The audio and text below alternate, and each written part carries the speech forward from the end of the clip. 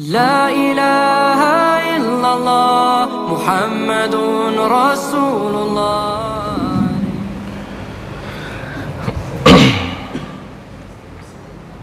Bismillahirrahmanirrahim. Assalamualaikum warahmatullahi wabarakatuh.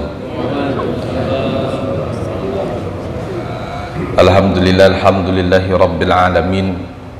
Wassalatu wassalamu ala asrafil anbiya'i wal mursalin nabiyina Muhammadin sallallahu alaihi wasallam wa ba'd.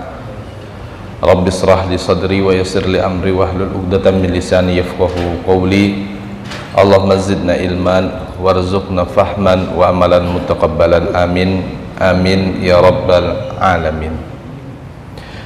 Hadirin jamaah salat subuh yang dimuliakan Allah, pertama-tama kita bersyukur kepada Allah Subhanahu wa taala. Walhamdulillah, pada pagi hari ini kita diberikan berbagai macam nikmat dan kemudahan sehingga kita bisa menunaikan salat subuh berjamaah, dan mungkin juga tadi kita sudah melaksanakan sahur, kemudian mungkin ada juga yang witir, kemudian ada juga yang salat sunnah fajar. Maka hadirin yang dimuliakan Allah, ini adalah nikmat yang luar biasa di mana Allah Subhanahu wa taala menggerakkan hati dan fisik kita untuk tunduk kepada Allah Subhanahu wa taala.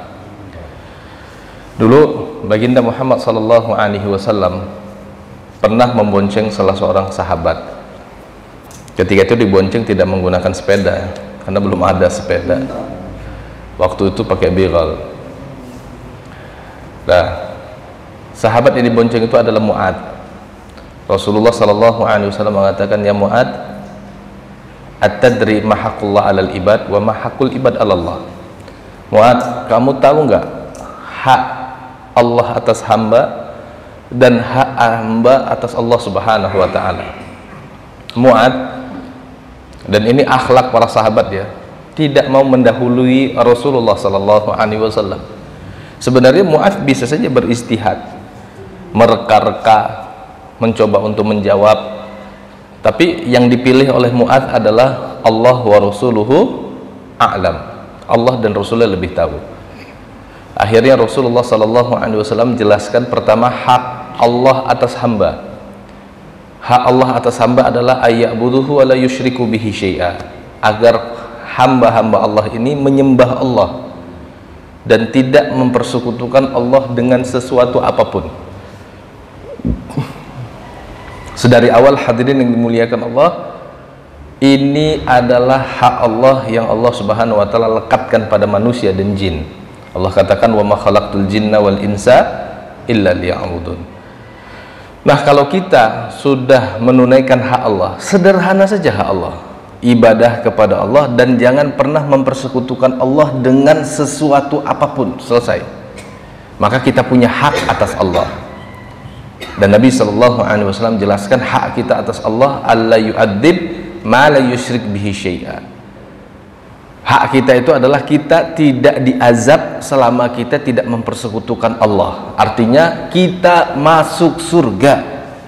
Itu tanda kutip, rumus masuk surga itu mudah, ibadah kepada Allah, tidak mempersekutukan Allah.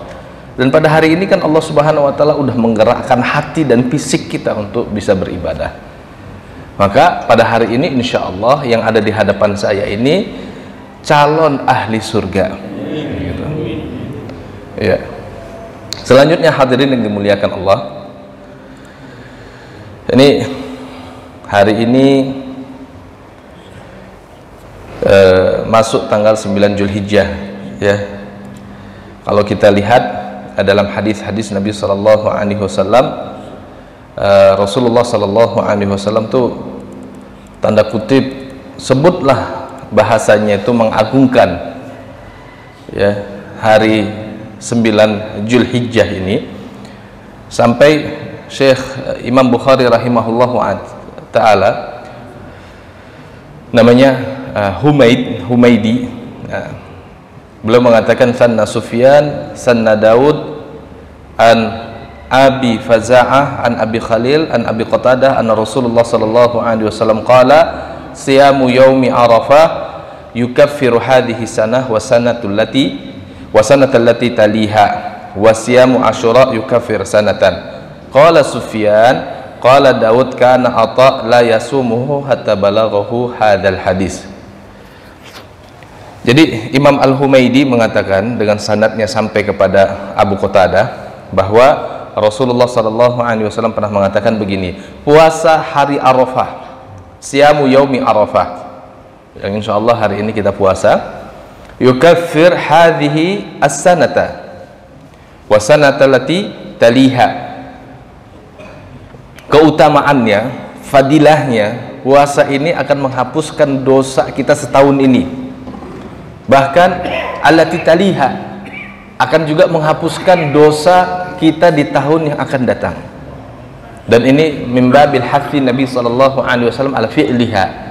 Ini merupakan motivasi, dorongan Rasulullah SAW agar kita mengejarkan, melaksanakan puasa hari Arafah ini. Karena kata Rasulullah SAW, keutamaannya tahun ini dosa kita diampuni, bahkan tahun depan dosa kita juga akan diampuni. Wasiyamu Asyura yukaffir sanatan, sedangkan puasa Asyura itu menghapuskan dosa 1 tahun. Nah, salah satu rawi Imam Sufyan, beliau mengatakan dari Daud, dari rawi yang lain, Daud bin Sabura, beliau mengatakan kana Atha la yasumuhu hatta balaghahu hadzal hadis.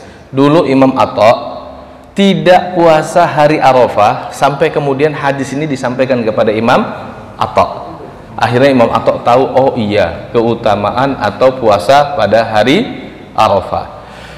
Dan ini hadirin yang dimuliakan Allah, laisa min aib, bukan aib kalau ada imam besar tidak mengetahui hadis lalu kemudian dia tidak mengerjakannya. Dan boleh saja dia kemudian ketika itu ngotot kalau puasa Arafah nggak ada, kalau tidak dibawakan kepadanya hadis. Tambahan dari ta'liq atau tambahan dari komentar Imam Sufyan ini yang beliau kutip dari Imam Daud bin Sabura ini penting, karena hadirin yang dimuliakan Allah, ini menjadi pemahaman kepada kita bahwa ternyata imam-imam itu juga memiliki keterbatasan dalam memahami sunnah-sunnah Rasulullah SAW atau ajaran-ajaran Rasulullah SAW. Tapi pertanyaannya, apakah para ulama tadi seperti Imam Atha ketika tidak mengetahui hadis atau mungkin saja dia bersikukuh nggak ada puasa Arafah lalu kemudian terjadi perdebatan panjang, sebut demikian, atau bahkan istilah sekarang tuh baku hantam? La wallahi enggak. Karena para ulama itu ketika berikhtilaf mereka mendudukkan adabul khilaf, adab dalam berselisih paham, atau adab ketika tidak sepakat begitu. Nah, ini yang kurang dari kaum muslimin hari ini. Padahal Allah Subhanahu wa taala berulang-ulang mengingatkan kita tuh jangan seperti orang Yahudi, jangan seperti orang Nasrani yang ketika mereka ikhtilaf kemudian iftirak. Ketika mereka berselisih paham lalu kemudian berselisih hati, berpecah. Allah Subhanahu wa taala ketika mengingatkan dalam surah Al-Imran, Allah Subhanahu wa taala mulai dengan ya ayyuhalladzina amanu taqullaha haqqa tuqati wa la tamutunna illa wa antum muslimun. Wahai orang-orang beriman, bertakwalah kepada Allah dengan sebenar-benarnya takwa. Dan janganlah kalian mati kecuali kalian mati dalam keadaan beriman. Dua hal diwasiatkan Allah Subhanahu wa taala. Beriman, yaitu dengan bertakwa sebenar-benarnya takwa, kemudian jangan pernah atau jangan sampai mati dalam keadaan tidak beriman. Lalu kemudian Allah Subhanahu wa taala singgung wa'tasimu bihablillahi jami'a wa la tafarraqu fihi wadhkuru ni'matallahi 'alaikum idz kuntum a'da'a fa'alafa baina qulubikum fa asbahtum bi ni'matihi ikhwana. Lalu kemudian pada ayat selanjutnya pada 103 Allah mengatakan berpegang teguhlah kalian dengan tali Allah dan janganlah kalian berpecah belah. Dan ini adalah inti ajaran para nabi dan rasul, berpegang teguh dengan tali Allah dan jangan pernah berpecah belah. Atau dalam ayat yang lain dalam surah Asy-Syura ayat 13 Allah mengatakan an aqimud dina wala tatafarraqu fihi. Kalian tegakkan agama ini, kalian jangan pernah berpecah belah dalam menegakkan agama ini. Lalu Allah Subhanahu wa taala ingatkan, dulu orang sebelum mengenal agama ini, orang itu dikuasai dengan fanatisme jahiliyah. Wazkuru ni'matallah idz kuntum a'da'a. Ingatlah nikmat Allah, sebelumnya kalian ini kan orang-orangnya, karakternya ini a'da, gemar bermusuhan. Gemar bermusuhan. Khususnya ayat ini ditujukan kepada Aus dan Khadraj, penduduk asli Madinah, orang Ansor. Orang Ansor itu, Aus dan Khadraj, dulu sebelum kedatangan Islam, mereka tuh bertikai. Puluhan tahun bertikai, sampai ada perang namanya perang Bu'adz. Ratusan orang, bahkan ribuan orang sudah mati gara-gara fanatisme sempit. Wadhkuru ni'matallahi 'alaikum idz kuntum a'da'a fa'alafa baina qulubikum fa asbahtum bi ni'matihi ikhwana. Lalu Allah Subhanahu wa taala dengan Islam ini satukan hati kalian, jadilah kalian dengan Islam ini bersaudara. Tadinya saling bunuh-bunuhan, begitu memeluk agama ini, kemudian kaum muslimin dari kalangan Aus dan Khadraj bersaudara. Wa kuntum ala syafa hufratin minan nar. Tadinya kalian itu sudah benar-benar di bibir jurang kehancuran, dikit lagi aja didorong masuk neraka.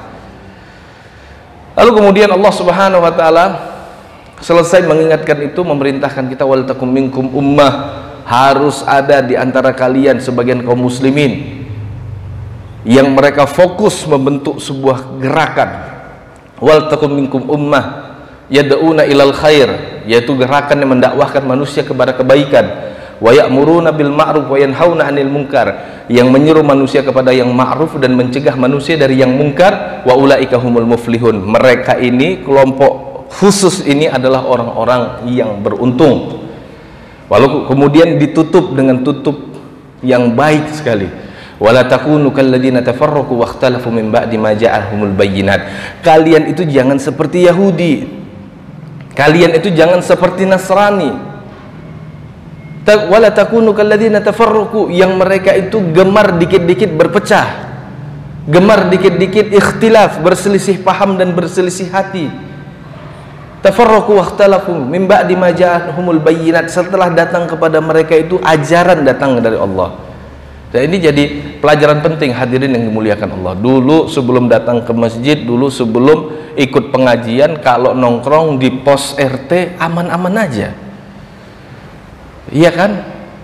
Dulu zaman, maaf nih, sebelum taubat ke masjid, ya zaman-zaman belum sholat, ketika nongkrong aman-aman aja. Udah datang ke masjid, masing-masing ngaji, begitu duduk di pos RT, debat masalah agama, malah justru nggak bisa duduk bareng. Nah, yang kayak gini-gini ini tidak boleh begitu. Berselisih paham sah-sah saja, memang karena Allah Subhanahu wa taala telah jadikan kita itu memiliki potensi beda paham. Kata Allah, walau sya'allahu la ja'alan nasa ummatan wahidah wa la yazaluna mukhtalifin. Kalau Allah mau, Allah akan jadikan manusia itu umat yang satu, punya satu pemahaman saja. Akan tetapi Allah jadikan manusia itu berselisih paham. Artinya Allah jadikan manusia kemudian punya pandangan-pandangan. Mazhab fikih aja yang kita kenal 4. Tidak bisa kita paksakan orang mazhab fikihnya seperti kita, gitu. Yang bisa kita lakukan adalah memanage ikhtilaf ini, sehingga ikhtilaf ini jangan sampai menjadi sesuatu yang buruk sebagaimana yang diingatkan Allah. Karena efek dari ikhtilaf yang diperuncing adalah iftirak, perpecahan, dan efek dari perpecahan sebagaimana kata Allah, wa ulaika lahum adzabun adzim, mereka akan mendapatkan azab yang pedih. Azab yang pedih itu sebagian ulama menafsirkan bukan azab akhirat saja, karena azab itu kan dibagi dua. Ada azab akhirat yang secara harfiah artinya azab yang kita rasakan di dunia akhir. Akhirat itu kan dunia terakhir. Tapi nanti ada yang disebut azabud dunia. Disebut dunia karena dia awal, dana, dekat. Kata dunia itu disebut dunia karena dia dekat, dana ya denu. Jadi efek dari perpecahan itu adalah azab di dunia juga, dan diantaranya adalah berkuasanya orang-orang selain kita atas kita. Allah mengatakan dalam surah An-Nisa, wala yaj'alallahu lil kafirina sabila. Allah telah menetapkan tidak ada jalan bagi orang-orang yang ingkar, orang-orang yang kafir untuk menguasai orang-orang beriman. Jalannya udah nggak ada, tapi kita buka jalannya. Di antaranya adalah ketika kita buka keran ikhtilaf yang berubah jadi iftirak. Salah satunya hadirin yang dimuliakan Allah, momen puasa Arafah ini. Nah, tadi malam saya sampaikan ke Ustaz Ma'ruf, mungkin salah satu yang akan kita kaji adalah adab khilaf dalam memahami Arafah. Saya mau tanya ke hadirin yang dimuliakan Allah, sebelum ada teknologi hari ini, 100 tahun sebelum hari ini, kira-kira Indonesia dalam menetapkan Zulhijjah itu ikut Saudi atau mereka menetapkan Zulhijjahnya berdasarkan matlak atau penetapan masing-masing lokal? Paham nggak pertanyaannya? Sebelum ada teknologi, sebelum hari ini kita bisa Skype-an, video call, terhubung dengan dunia lain, bukan dunia jin ya.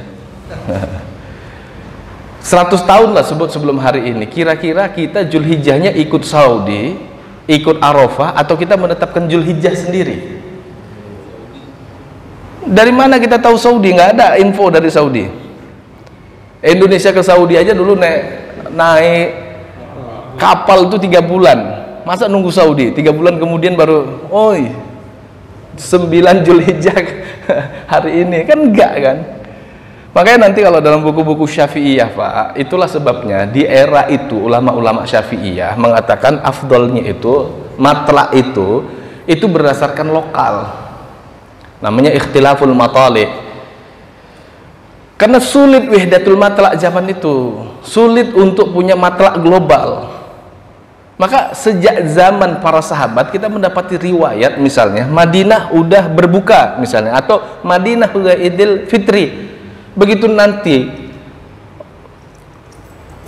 orang tertentu yang diutus bawa surat atau bawa kiriman informasi ke Syam, dia ngebut naik kuda sampai di Syam, hitungan 1 hari, ternyata di sana baru Idul Fitri. Pertanyaannya kok bisa berbeda padahal mereka itu kan di lintang yang sama gitu. Ya memang ada beberapa faktor memungkinkan hilal itu tidak terlihat misalnya, begitu. Nah ketika antum misalnya sepakat dengan Saudi, fala ba'sa, udah, tapi tidak usah terlalu berdebat berjilid-jilid. Wallahi saya sampai sedih gara-gara ini. Ada yang WA saya tuh sampai ngomong, Ustadz sekarang ikut pemerintah ya? Maksudnya apa begitu ungkapan-ungkapan seperti itu? Dan itu kan tidak beradab namanya. Klaim-klaim sampai tuduhan. Lalu kemudian kalau saya sepakat dengan Kemenak, apa masalahnya? Begitu. Nah, yang begini ini maksud saya itu jangan nanti khawatir saya masjid yang sudah kita atur sedemikian rupa gara-gara selisih paham jadi rame. Kalau memang nggak ketemu harinya, udah 2 kloter aja sekalian. Gitu. Ya kan? Tidak perlu kemudian debat berjilid-jilid dan saling menjatuhkan. Padahal hadirin yang dimuliakan Allah, pertama, masalah ikhtilaful matali' atau wahdatul matlak ini ikhtilaf yang dari dulu sudah ada. Mazhab Syafi'i mengatakan ikhtilaful matali' itu mu'tamad indahum. Mereka lebih mendukung matlak lokal. Tapi ada beberapa mazhab itu mendukung matlak global sebagai sebuah usulan kepada umat Islam hari ini agar kita memiliki matlak yang sama, agar kita memiliki kalender yang sama, bagus. Tapi tidak usah kemudian terlalu ngotot sehingga menimbulkan ikhtilaful qulub, perselisihan hati. Maka hadirin yang dimuliakan Allah, yang mau Idul Adha hari ini silahkan, yang Arafahnya hari ini, besok Idul Adhanya, itu berarti dia Idul Adhanya bersama kaum muslimin pada umumnya, dan itu juga baik. Yang nggak baik itu udah berdebat, ternyata saum Arafah enggak, Idul Adha sholat juga enggak, sukanya debat doang. Ada yang kayak begitu, senangnya debat gitu. Kalau nggak debat nggak hidup dia. Nah hadirin yang dimuliakan Allah, tadi kita udah bacakan beberapa hadis tentang Arafah. Ada lagi satu hadis.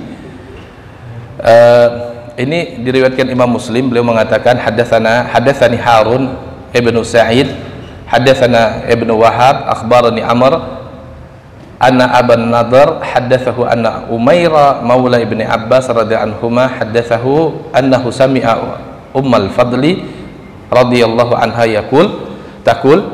Jadi Imam Muslim dengan sanadnya meriwayatkan dari Ummu Fadl.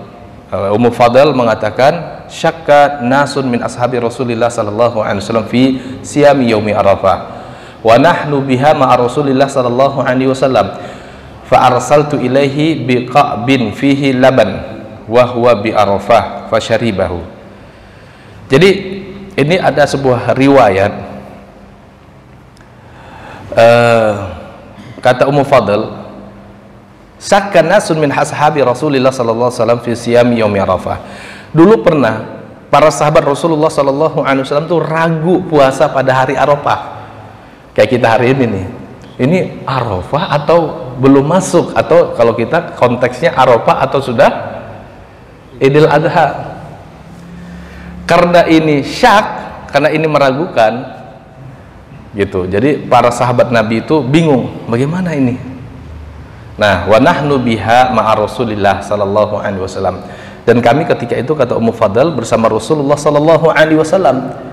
Fa arsaltu ilaihi biqa'bin fihi laban. Maka aku mengirim kepada Rasulullah Ka'ab itu ina. Apa ina itu? Kalau kita konteksnya hari ini kayak mangkok atau cangkir. Di situ ada laban, di situ ada susu. Jadi dikirim ke Rasulullah, sebutlah mangkuk gitu ya. Dikirim ke Rasulullah, mangkuknya ada susunya. Wa huwa bi Arafah. Ketika itu Rasulullah di Arafah, dan Rasulullah tuh bingung, ini sudah masuk Arafah atau belum? Karena untuk menetapkan Arafah itu tetap berdasarkan kalender Komariah atau berdasarkan penetapan tanggal Komariah. Penetapan tanggal Komariah pakai apa, Pak? Pakai komar, pakai bulan, bukan pakai matahari. Artinya penetapan 1 Zulhijjah itu kita tetap melihat atau memastikan wujud hilal itu ada enggak. Untuk konteks Indonesia kemarin tanggal 6, yang harusnya bapak-bapak ributnya itu tanggal 6. Ini tanggal 16 baru ribut. Kan penetapan 1 Zulhijjah itu kan tanggal 6, bukan tanggal 16. Tanggal 16 kan efek dari penetapan 1 Zulhijjah, paham nggak? Paham nggak nih, Pak? Penetapan 16, 10 atau 9 Zulhijjah itu kan efek di depan kan? Pas penetapan apakah ini 1 Zulhijjah atau enggak, diam semuanya. Udah diberitain diam, nggak ada yang enggak. Begitu sampai kemudian di tanggal ini apakah 9 Arafah atau 10 Arafah, baru ribut. Paham nggak nih Pak kira-kira apa yang saya omongin? Nah, kenapa ributnya baru sekarang? Kenapa nggak dari kemarin? Dari awal aja ya? Lah iyalah, harusnya dari awal lah. Ini kan efek dari kemarin. Kan kata Kemenak tidak melihat tanggal 6 itu, tidak melihat bulan. Dan secara hisab posisi bulan -5. Indonesia ya, Indonesia -5 tuh. Dan Saudi itu tidak sampai 2 derajat atau 2 derajat lah diklaim. Ada yang mengatakan 1,8. Untuk kriteria Indonesia kalau Kemenak tuh 4 derajat. Kalau Muhammadiyah karena mazhabnya wujudul hilal, bukan ru'yatul hilal, yang penting hilal ada, 2 derajat bisa diterima gitu. Jadi ributnya harusnya sebelumnya tuh, ya kan? Karena penetapan tanggal itu kita tetap berpatokan kepada bulan. Nah, cuma di Indonesia ini ada 2 pandangan yang paling besar, yaitu ru'yatul hilal atau wujudul hilal. Apakah posisi hilal harus terlihat mata atau tidak perlu terlihat mata, yang penting sudah ada wujudnya. Nah, untuk Indonesia tanggal 6 kemarin itu posisinya -5. Sebutlah -5 sampai -3 gitu. Maka kemudian ditetapkan tanggal 1 Zulhijjahnya itu tanggal 7. Efeknya 7 tambah 10 17, berarti Senin kita 10 Zulhijjah gitu. Jadi Senin dan Ahad itu penetapan itu karena efek di awal gitu. Dan dulu pernah di zaman Nabi Shallallahu Alaihi Wasallam Yaumussak, hari dimana diragukan apakah Arafah atau tidak Arafah, apakah 9 Zulhijjah atau belum 9 Zulhijjah, sebagaimana riwayat Ummu Fadl ini dalam Sahih Muslim. Lalu kemudian Rasulullah Shallallahu Alaihi Wasallam mengambil posisi belum Arafah karena syak, dimana Rasulullah Shallallahu Alaihi Wasallam akhirnya syaribal laban, Rasulullah minum susunya begitu. Nah, dari sini hadirin yang dimuliakan Allah, harapan saya kalaupun nanti ada ikhtilaf-ikhtilaf di masa depan, satu, jangan terprovokasi akhirnya menimbulkan perselisihan hati. Dan poin kedua, poin penting, jangan sampai ikhtilaf kita di-drive, disetir, sehingga berjilid-jilid nggak hilang-hilang tuh ikhtilaf. Misal hadirin yang dimuliakan Allah, ikhtilaf masalah nasab udah setahun lebih, iya kan? Apakah nasab Ba'lawi sampai ke Rasulullah atau tidak sampai ke Rasulullah? Dan itu sudah menciptakan friksi yang luar biasa. Ditambah lagi sekarang di ubek-ubek dengan bahasa Suryani.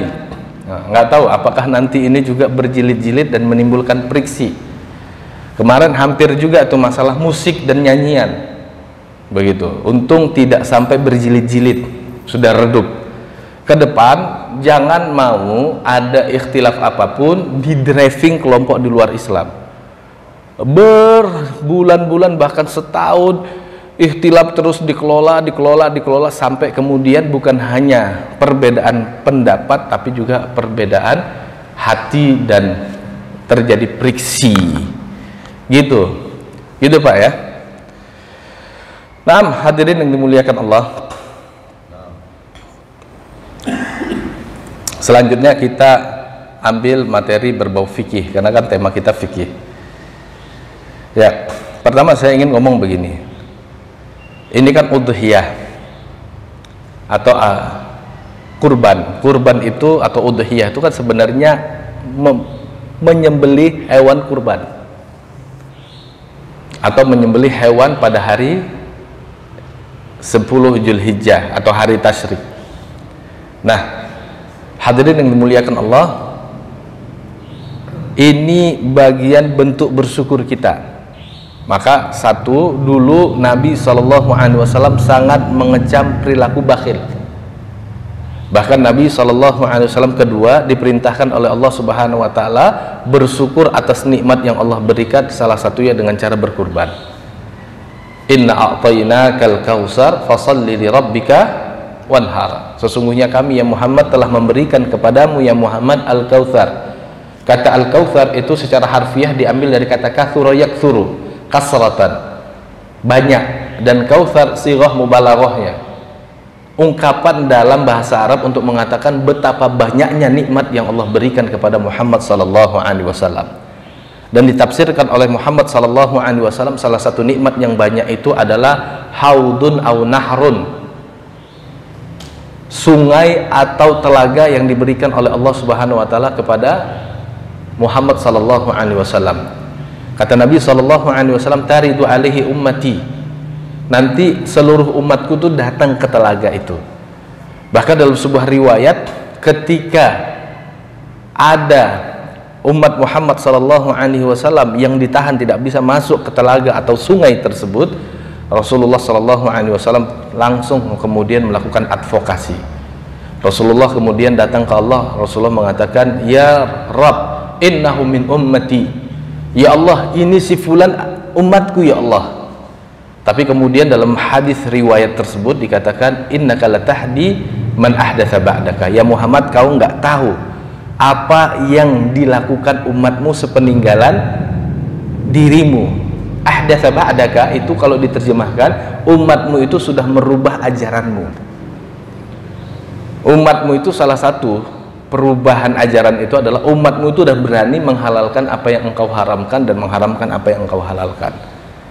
Atau bahasa lainnya bid'ah. Maka hadirin yang dimuliakan Allah, perbuatan bid'ah itu mampu mencegah seseorang itu masuk kepada telaga Nabi Shallallahu Alaihi Wasallam. Nah, atas segala nikmat yang Allah berikan, kata Allah Subhanahu Wa Taala, fasalli, maka ya Muhammad bersyukurlah kamu dengan salat li rabbika, salat yang kau tujukan untuk Tuhanmu, wanhar, dan berkurbanlah engkau. Jadi berkurban bagian bentuk bersyukur atas nikmat Allah, dan bersyukur itu bisa dengan ibadah badani dan bisa juga dengan ibadah hartawi. Begitu. Maka hadirin yang dimuliakan Allah, tahu nggak dulu Rasulullah SAW itu pernah kurban. Kurbannya Rasulullah SAW diriwayatkan itu ketika Rasulullah SAW haji, beliau itu kurban dengan 100 ekor budna, 100 ekor unta yang usianya itu sudah di atas 5 tahun. Nah, kira-kira berapa ya satu ekor unta usianya 5 tahun itu? Taruhlah asumsinya 25 juta. Kalau kali 100 kira-kira berapa itu? Berapa? 2,5 miliar. Rasulullah SAW pernah kurban, nilai kurbannya itu ternyata 2,5 miliar. Nah, itu kan luar biasa, ya kan? Itu luar biasa. Maka dari sini hadirin yang dimuliakan Allah, pantaslah kemudian kita juga berupaya untuk berkurban. Apalagi di dalam Al-Quran, dan ini bagian dari ajaran Rasulullah SAW yang berulang-ulang diajarkan hadirin yang dimuliakan Allah. Allah Subhanahu Wa Taala pernah menurunkan ayat, dan redaksinya bukan hanya satu.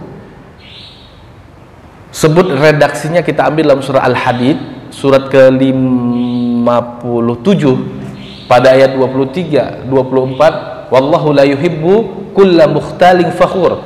Allah tidak menyukai setiap orang yang mukhtal, fakhur, sudah sombong, membanggakan diri.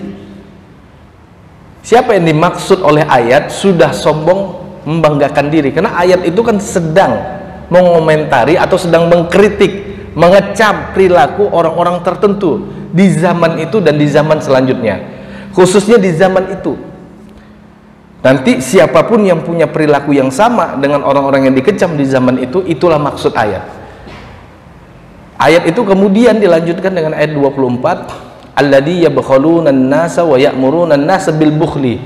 Orang yang menyombongkan diri, mukhtal, fakhur, udah sombong, membanggakan diri, yaitu orang yang berlaku bakhil dan mengajak orang-orang berlaku bakhil. Nah, saya ketika baca bukunya Ibnu Taimiyah rahimahullahu taala, ketika beliau menafsirkan ayat ini, karena saya juga kebingungan, ayat ini sebenarnya mengomentari siapa dan bagaimana. Kata Ibnu Taimiyah rahimahullahu taala, ya'muruna bil bukhli itu ada dua, bil hal wa bil man'i, yaitu dengan perilaku mereka, dan yang kedua dengan ajakan mereka. Oh, ternyata di zaman Nabi SAW ada orang-orang teridentifikasi munafik, Pak. Orang munafik ini itu nggak suka dengan eksistensi ajaran Nabi atau dakwah Nabi. Maka kemudian disebutlah provokasi mereka dalam surah Al-Munafikun. Mereka mengatakan kepada orang-orang beriman, la tunfiku ala man inda rasulillahi hatta yunfaddu. Kalian jangan infakkan harta kalian kepada orang-orang di sekitar Rasulullah, nanti mereka itu akan memisahkan diri dari Rasulullah, atau kata hatta yang faddu, sampai mereka menjauhi Rasulullah. Karena dulu bentuk dakwah Rasulullah itu salah satunya adalah dengan strategi kedermawanan. Makanya kita tuh diajarkan Rasulullah zakat, ya kan? Apalagi wakaf, infak atau sedekah, hibah, hadiah. Itu ajaran Rasulullah SAW, sehingga para sahabat itu kokoh, susah goyang para sahabat. Sekalipun tahu nggak betapa beratnya ujian orang-orang muhajirin itu. Bapak ya, kebayang nggak kalau gara-gara agama ini, Pak, Bapak mesti diusir dari Pila Pamulang, nggak boleh bawa apapun, sertifikat tanah pun nggak boleh. Diusir Bapak misalnya ke Malaysia, sampai di Malaysia hanya modal baju yang melekat di badan saja.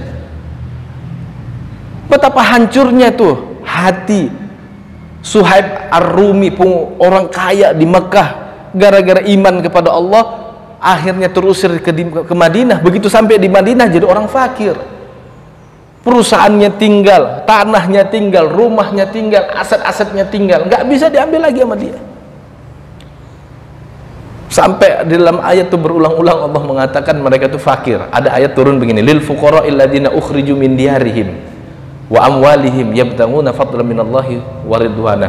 Berikan harta fa'i itu kepada orang-orang fakir, yaitu mereka yang ketika itu diusir dari negeri-negeri mereka dan mereka dipisahkan dari harta-harta mereka karena iman kepada Allah dan mencari keriduan Allah.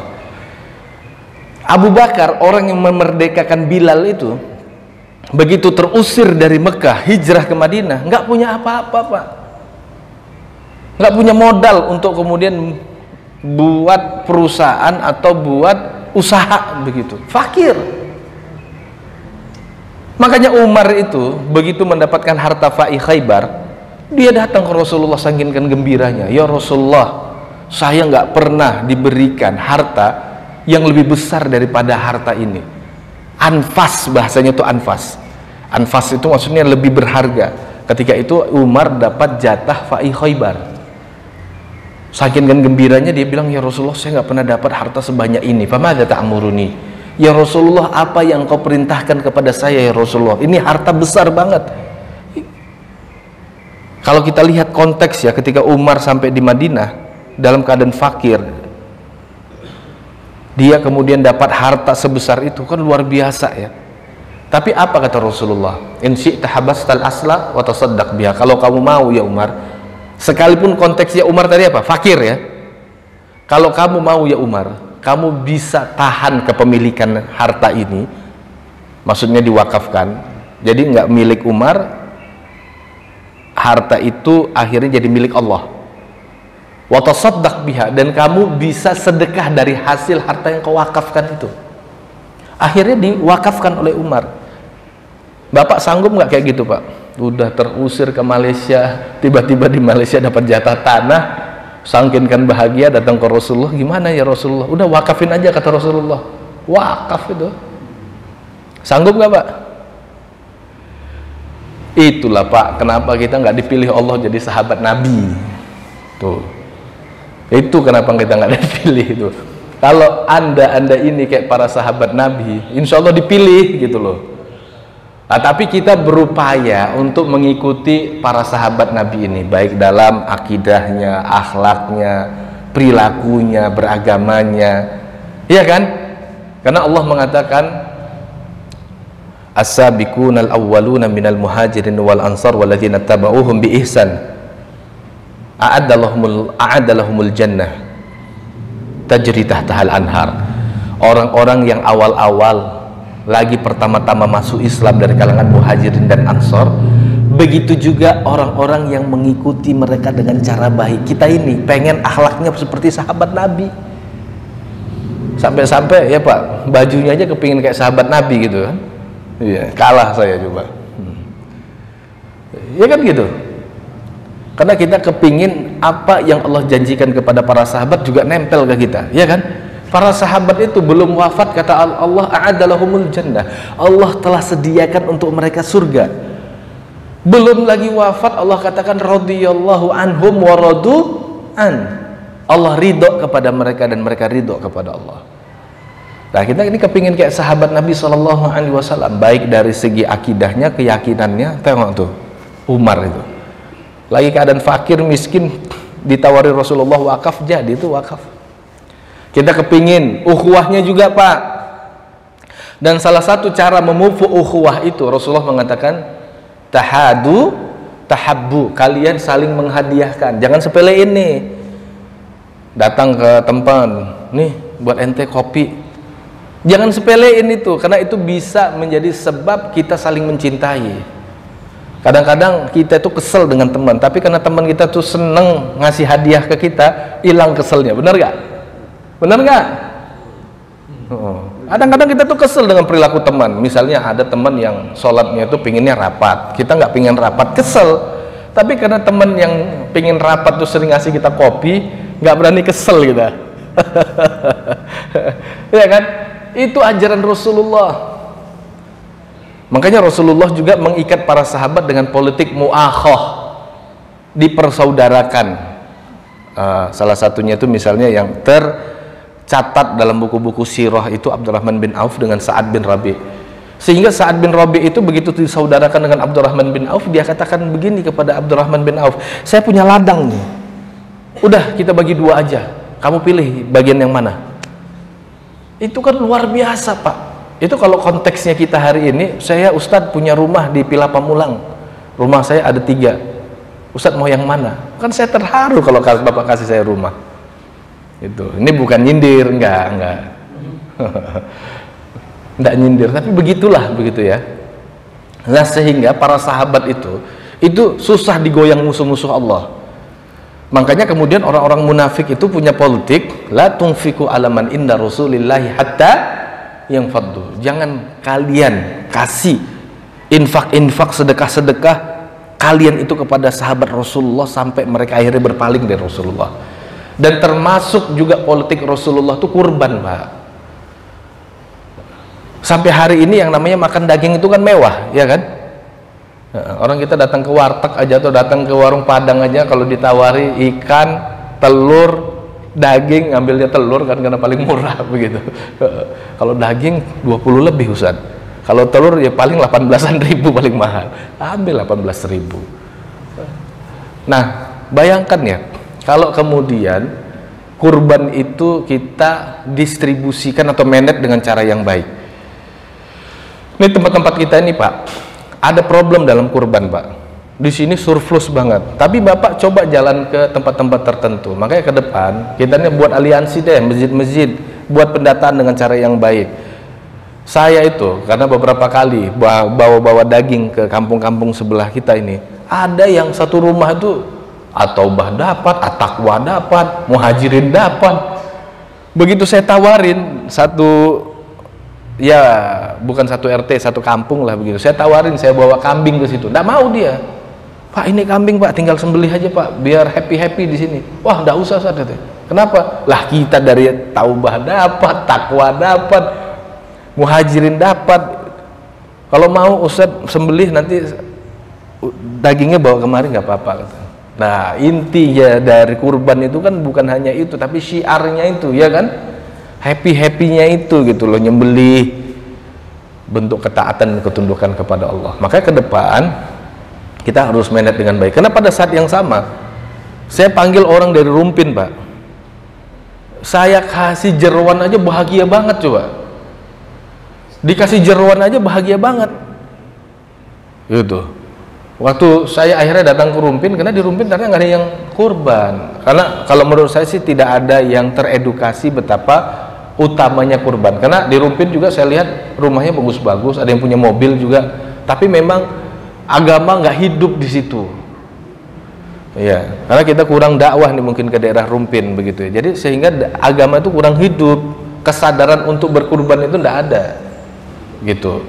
Akhirnya orang-orang di sana ketika ngelihat di tempat kita ada yang berkurban tuh kayaknya wah luar biasa banget. Padahal di sini juga saya yakin kita ini karena menang tinggal di komplek aja belum tentu gajinya lebih besar daripada mereka. Saya misalnya dosen, emang berapa dosen 10 juta nggak sampai, 5 juta juga nggak sampai kalau untuk ukuran saya cuma asisten ahli gitu. Jadi tapi kan kita punya kesadaran Pak, sehingga kayak di tempat saya itu sapinya bisa 5 itu karena nabung 100.000 dan sapinya nggak usah gede-gede, yang penting sapi gitu. Sapinya kita beli kayak kemarin tuh yang harga kan kita cuma 2.500.000 jadi 17,5 juta. Bahkan kemarin ada yang tabungan itu 6 orang berarti 15 juta. Yang nggak usah gede-gede, yang penting bisa kurban dulu gitu loh. Nah dengan begitu nanti harapannya hadirin yang dimuliakan Allah, kita itu bisa mengikis rasa tamak yang ada di dalam hati kita ini, atau hubud dunia. Makanya Nabi mengingatkan kita ya, ra'su kulli khati'ah hubud dunia.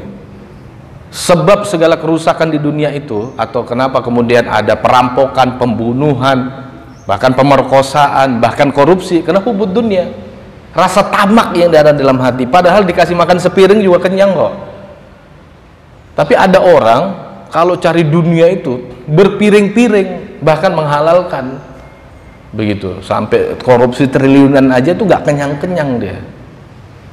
Dan event kurban ini salah satunya itu adalah untuk menghilangkan rasa tomak. Bapak nanti lihat ya dalam kitab Bidayatul Mustahid itu ada pembahasan tentang ikhtilaf ulama tentang kurban. Ada para sahabat Nabi itu kurbannya dengan ayam, dan ini dikatakan qaulusad, perkataan nyeleneh atau pendapat penyeleneh. Ya mana ada kurban dengan ayam, ya kan? Tapi sahabat Nabi Abdullah bin Abbas diriwayatkan kurban dengan ayam. Nah, kalau kita lihat riwayat itu dengan teliti, ternyata itu upaya dari Abdullah bin Abbas untuk mengikis rasa tomak atau rasa tamak yang ada dalam hatinya itu loh, gitu. Sehingga pada momen itu sekalipun dia nggak bisa kurban dengan domba, dengan kambing, apalagi sapi, dia tetap berkurban dengan ayam. Walaupun kemudian para ulama memberikan ta'liq, tetap tidak sah kurban dengan ayam. Tapi kalau bapak kemudian pingin menyembelih rasa tamak dalam hati sehingga bapak di hari yang sama tetap berkurban, ya berkurbanlah, begitu. Nah, maka dari ini hadirin yang dimuliakan Allah, kita mulai masuk ke materi terkait dengan fikih. Pertanyaan pertama hadirin yang dimuliakan Allah, yang sering ditanyakan ke saya, mana lebih utama kurban dengan kambing atau dengan sapi? Mana yang lebih utama? Apa alasannya kambing? Apa alasannya kambing? Naik sirot sendiri. Hah? Naik sirotnya pakai kambing sendiri. Karena kambing sendiri. Kalau sapi kan 7 orang takut jatuh. Rasulullah. Perbuatan Rasulullah. Rasulullah dulu pernah nyembelih tidak dengan kambing, dengan onta. Nah, dengan sesuatu yang besar. Coba. Dalam mazhab Hambali, hadirin yang dimuliakan Allah, ada pendapat pandangan dalam mazhab Hambali bahwa yang lebih utama itu adalah dengan sapi, gitu. Tapi ini kan pandangan. Dalam hal ini artinya boleh sepakat dan boleh juga tidak sepakat. Alasannya adalah hadis Nabi Shallallahu Alaihi Wasallam ketika Nabi Shallallahu Alaihi Wasallam menceritakan tentang orang yang datang ke masjid. Kata Nabi Shallallahu Alaihi Wasallam, orang yang dhahaba ilal masjid fi sa'atil ula, yang berangkat ke masjid pada jam-jam pertama, maksudnya 5 jam sebelum pelaksanaan Jumat, maka seolah-olah faka'an nama, kata Rasulullah, seolah-olah dia itu korba budnatan, maka seolah-olah dia itu kurban dengan seekor onta. Yang datang jam kedua 4 jam sebelumnya, maka seolah-olah dia itu kurban dengan sapi. Dan yang datang pada jam ketiga, dia seolah-olah kurban dengan kambing. Datang jam keempat, dia seolah-olah kurban dengan ayam. Dan datang menjelang Jumatan, dia seolah-olah kurban dengan telur.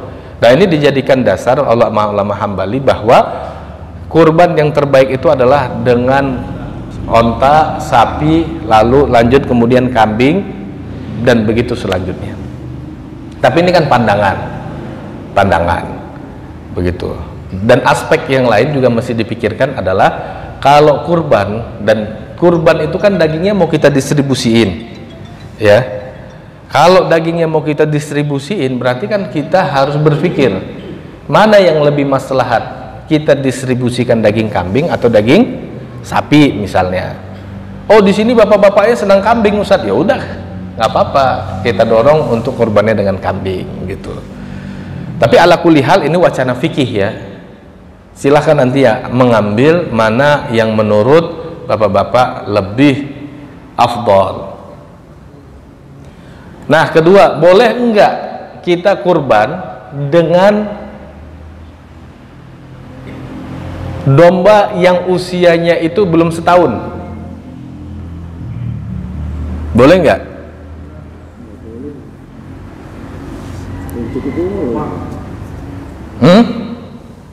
Boleh enggak domba? Nah, ini saya bacakan penjelasan dalam kitab Al-Uddah.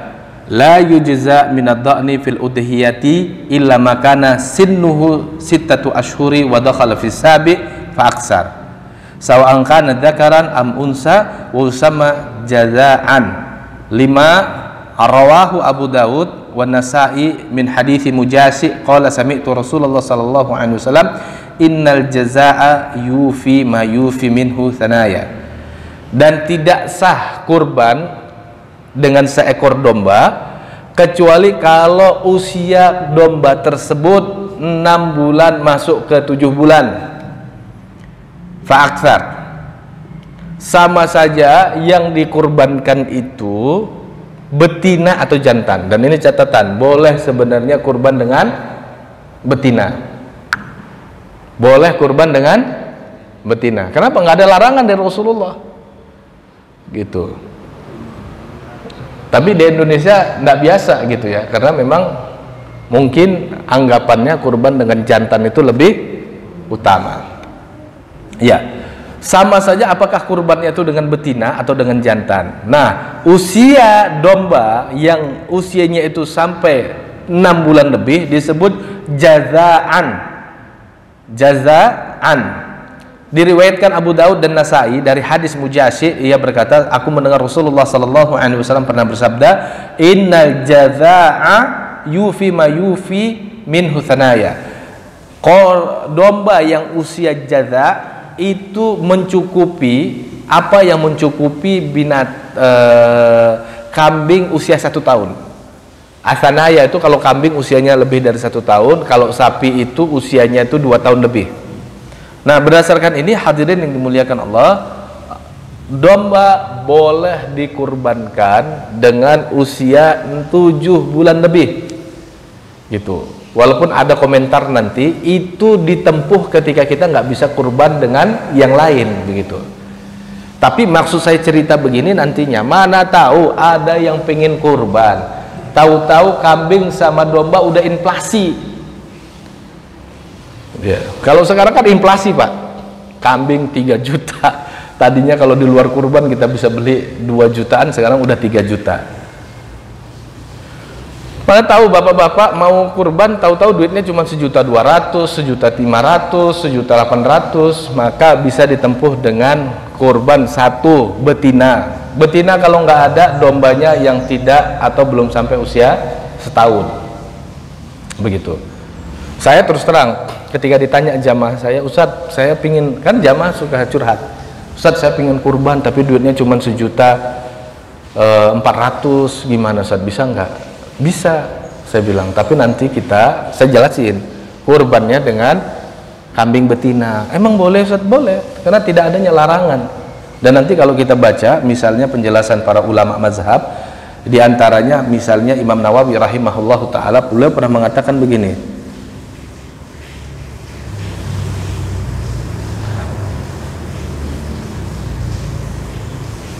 ini ya, saya bacakan. Ini tulisan Imam Nawawi rahimahullahu ta'ala dalam Al-Majmu'.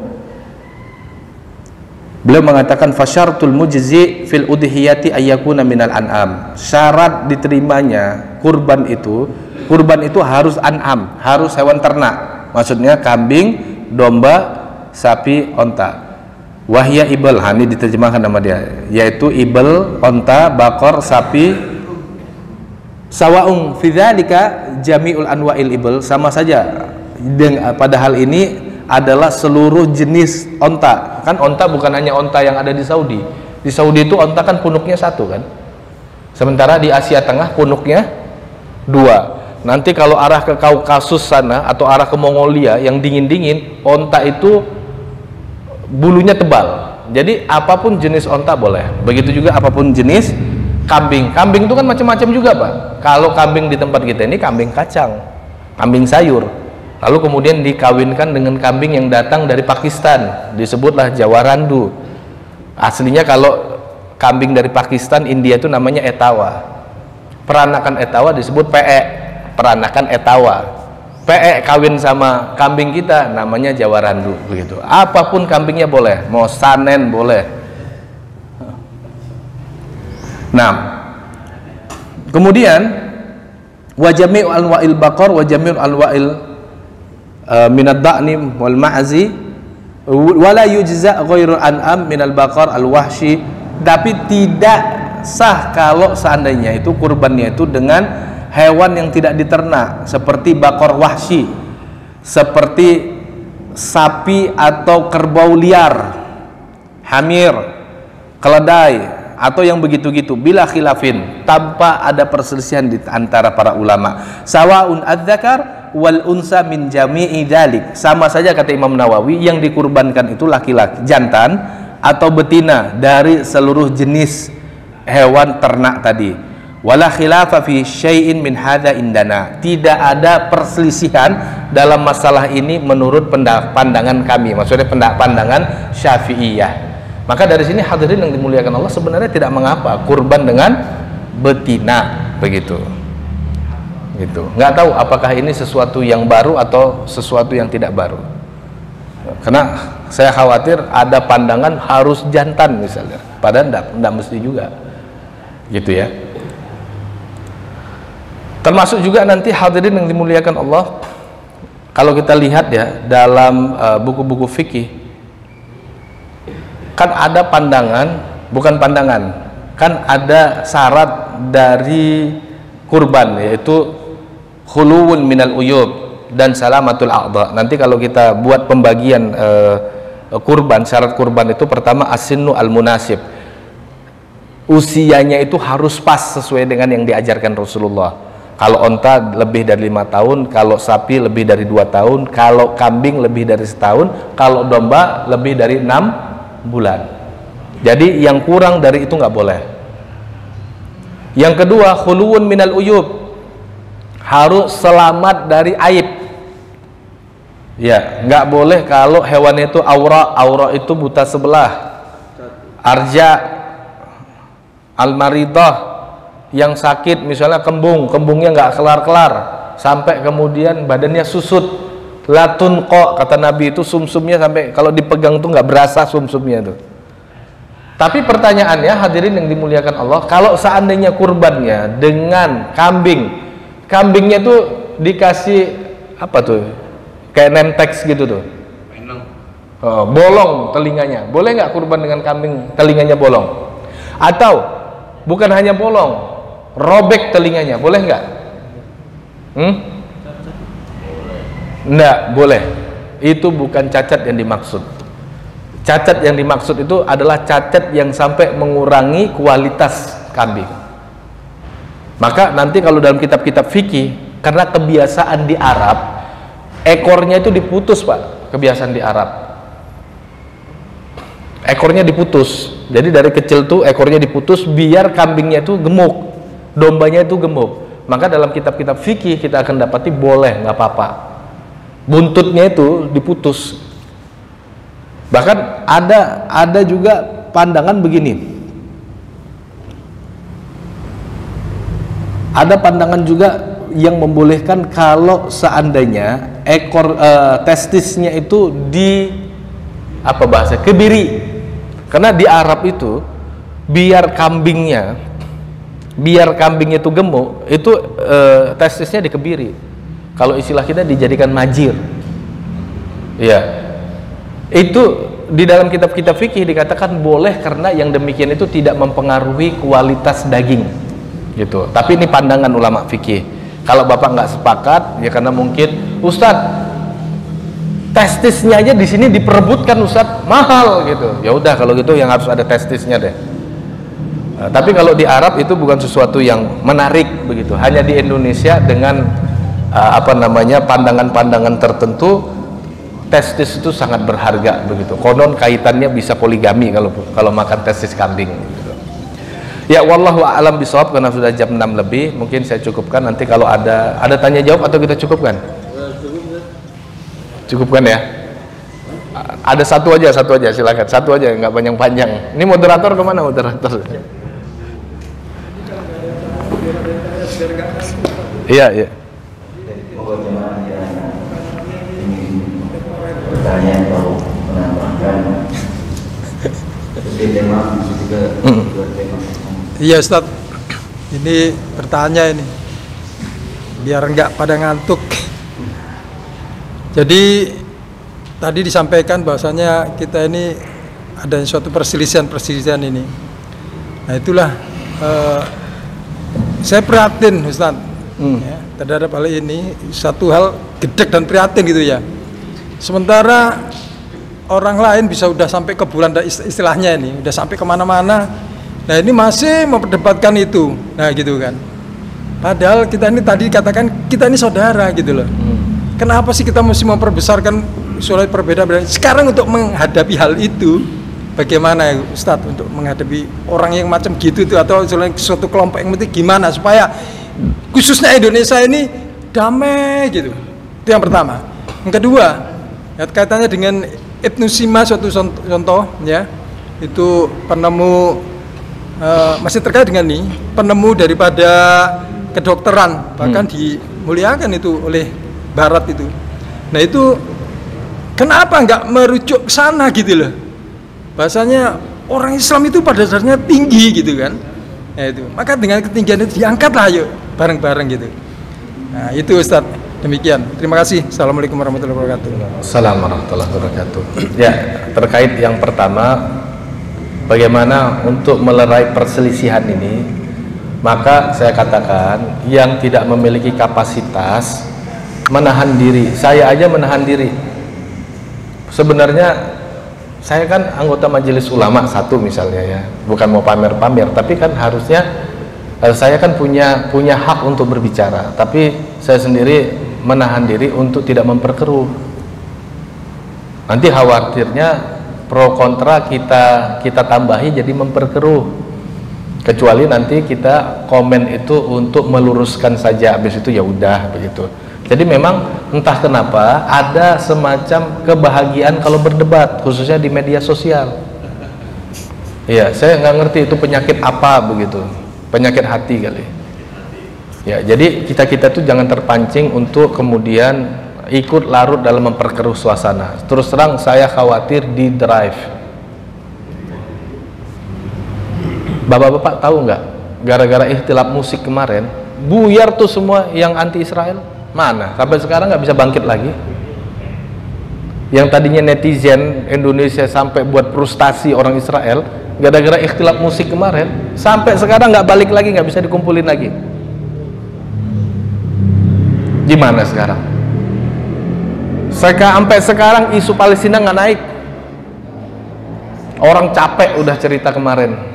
Ini tambah lagi yang sekarang. Sampai sekarang tuh isu Palestina nggak naik.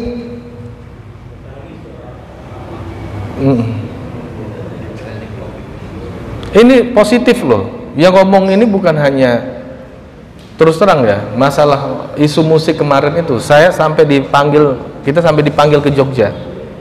Kemudian disampaikan evaluasi analisa dari ikhtilaf musik. Makanya kita dilarang untuk kemudian lebih lanjut cerita tentang musik. Salah satunya itu adalah rubuhnya barisan netizen Indonesia yang anti Israel. Sampai sekarang nggak balik-balik itu kekuatan. Nah, apalagi nanti kalau kita ditambah-tambah lagi tuh, gitu ya, tambah lagi tuh, dicari lagi ikhtilaf. Makanya kadang-kadang kita kan nggak tahu yang komen di media-media sosial itu siapa. Nah, kalau memang harus diskusi, buatlah forum diskusi yang beradab dan beretika. Misalnya ada asatid ngomong bahsul masail istilahnya, atau sidang untuk sekedar memahami perbedaan itu dan kemudian mengambil kebijakan yang paling bijak. Kalau memang harus ada diskusi, udahlah, jamaah takwa panggil, jamaah munawarah panggil, jamaah taubah panggil, duduk di sini, asatidnya juga duduk. Kita saksikan diskusi di antara mereka.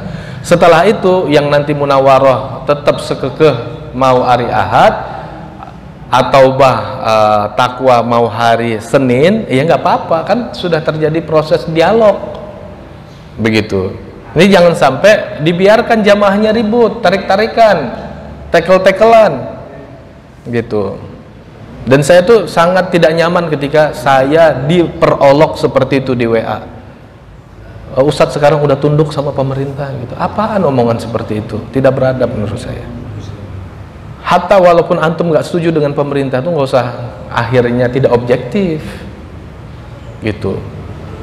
Nah, yang ketiga, Kita belajar itu untuk mendekatkan diri kepada Allah, bukan untuk berdebat-debat ria. Maka kalau ada orang seperti itu, panggil, diajak duduk rame-rame, dinasihati, antum tuh nggak usah buka pintu-pintu debat.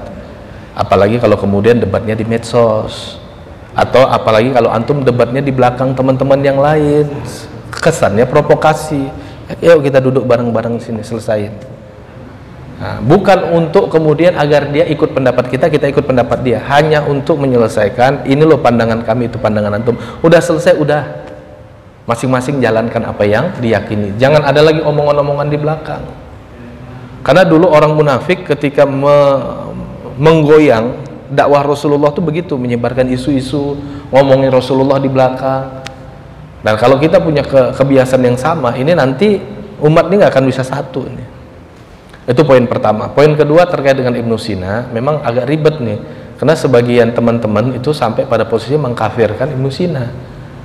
Gimana kita mau ajak dia ke buku-buku Ibnu Sina, dia aja udah mengkafirkan Ibnu Sina. Ibnu Sina dianggap tokoh paling sesat. Sampai kemarin tuh ada mahasiswa saya tuh sampai ngomong begini, Pak, benar nggak nih Pak? Karena kan kebetulan saya nggak ngajak orang ke Ibnu Sina, nggak ngajak orang ke Al-Farabi, cuman hanya kan kita kan namanya di kelas biasa tuh, Ibnu Sina pandangannya dalam Al-Isyarat wa Tanbihat begini nih, ide-idenya begini nih, begitu. Terus dia bilang, Pak, saya dapat Japrian katanya Ibnu Sina kafir Pak. Ya saya mau ngomong apa? Macam-macam. Jadi kalau saya sih ngomong begini, iya sekarang memang sudah saatnya kita berpikir lebih strategis. Misalnya gini ya, kalau kita cuma ngomong-ngomong riba haram, terus buat teman-teman yang kerja di lembaga perbankan bingung, terus mau ngapain? Ya cobalah datang, yang kecil-kecil datang ke organisasi yang besar-besar, ke Nahdlatul Ulama, ke Muhammadiyah, ke Persis, Al-Irsad. Coba minta mereka kan punya uang besar pasti, punya kampus, rumah sakit. Bisa nggak didorong mereka untuk buat perbankan gitu. Tapi kalau mereka nggak mau pun jangan kemudian kita olok-olok, pasti mereka punya pandangan. Karena gini, teman-teman yang main di grassroots ini punya semangat lebih, tapi kadang-kadang karena kelebihan semangat bahaya juga. Istilahnya itu apa ya, tatorruf jadinya istilahnya. Contohnya begini, ketika kemarin pengen bangkit ekonomi retail, tapi kemudian tidak bisa membuktikan. Karena bagaimana bisa membuktikan? Belum bangkit dan ngomongnya macam-macam. Kita hancurkan ekonomi ini, itu, ini. Ya dia ngerasa mau dihancurin, ya di stop lah sama dia. Gitu. Ya bapak-bapak kan realistis juga. Kalau ada orang ngomong, saya mau hancurin ekonomi bapak, tapi bapak tetap aja mau ngambil barang dari dia. Ya nggak iya kan? Gitu. Jadi ketika ada ormas-ormas itu nggak sepakat, ya jangan kemudian dicela, tapi cobalah cari apa yang memungkinkan untuk kolaborasi gitu. Termasuk maaf ya, isu tambang. Saya mau tanya ke bapak-bapak, sebetulnya ormas Islam itu punya tambang baik nggak? Pasti pro kontra kan? Tapi saya ingin kasih satu ilustrasi bahwa ada kekuatan politik di Indonesia ingin mineral kita itu dikuasai oleh orang-orang tertentu saja, pengusaha tertentu, pengusaha yang memang kredibel karena udah menggurita di Indonesia, sangkinkan mengguritanya politik di Indonesia aja dikuasai dia. Lalu kemudian ada pandangan agar kelompok menengah dari masyarakat Indonesia khususnya pribumi juga bisa akses tambang.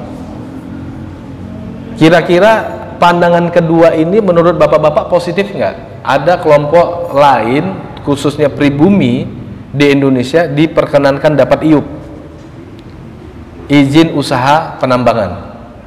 Positif nggak kira-kira? Tapi kan nggak mungkin misalnya ditunjuk, ya kan? Maka kemudian didoronglah yang memilikinya ormas di Kementerian SDM, tapi ormas nggak boleh kelola. Ormas itu cuma ngantongi IUP, izin usaha penambangan, saham dia hanya 51%, 49%-nya itu untuk mitranya. Jadi ormas hanya memiliki IUP tapi nggak boleh langsung nambang. Yang nambang nanti mitranya. Tapi kan di bawah isunya nggak begitu kan? Yang namanya isu, siapa yang punya duit bisa bayar bazar, bisa kelola isu. Gitu. Makanya menurut saya ke depan ini kita juga harus hati-hati bersikap, hati-hati komen. Kalau memang ada isu-isu sensitif seperti itu, ya kita bisa koordinasi atau bertanya kepada berbagai pihak. Walaupun nanti ada juga misalnya analisa nanti kalau dikasih IUP akan menawan ormas-ormas Islam sehingga nggak bisa kritis. Ya itu bagian dari harusnya dipikirkan.